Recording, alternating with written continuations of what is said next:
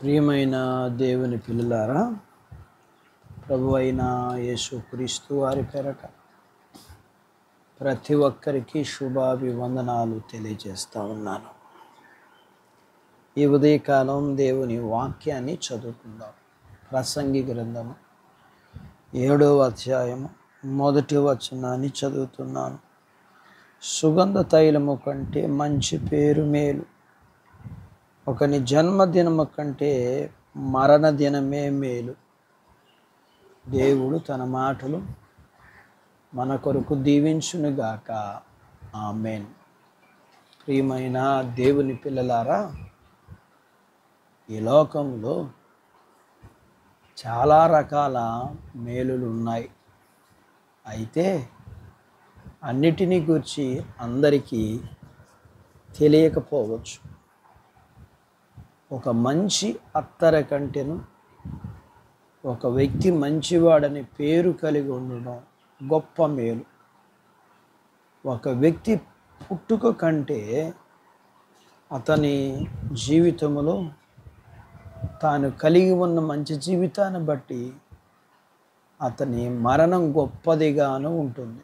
సామాన్యంగా మనమందరము భోజనాలంటే తొందరగా వెళ్ళే అంత ఆసక్తి మరణించిన వాని ఇంటికి వెళ్ళడానికి ఇష్టపడము. కానీ మరణించిన వాని ఇంటికి వెళ్ళడం మేలు. ఎందుకంటే అందరికీ వీటి మీద మనస్సు ఉండదు. అయితే మనసు పెట్టగలిగిన వాడు గొప్ప మరియు మేలు.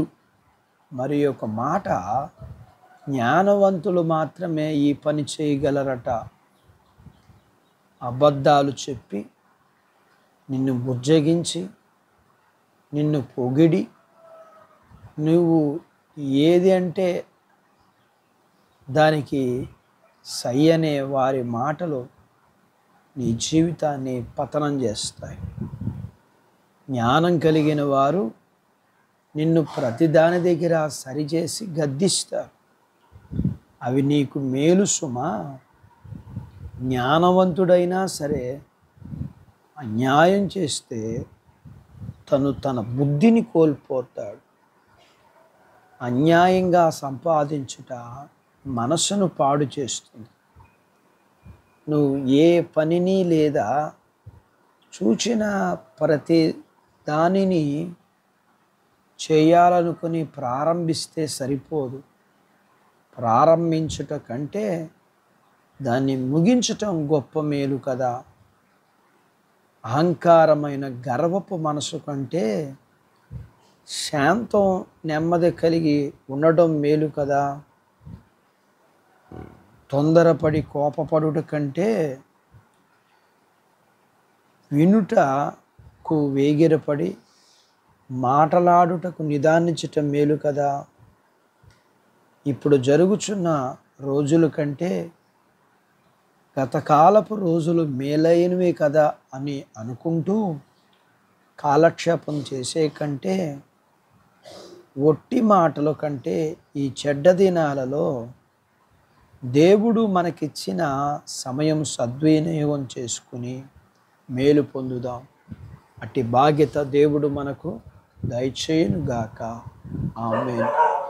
దేవుడు తన మాటలు మన కొరకు దీవించునుగాక. ఆమేన్. ప్రార్థించుకుందాం.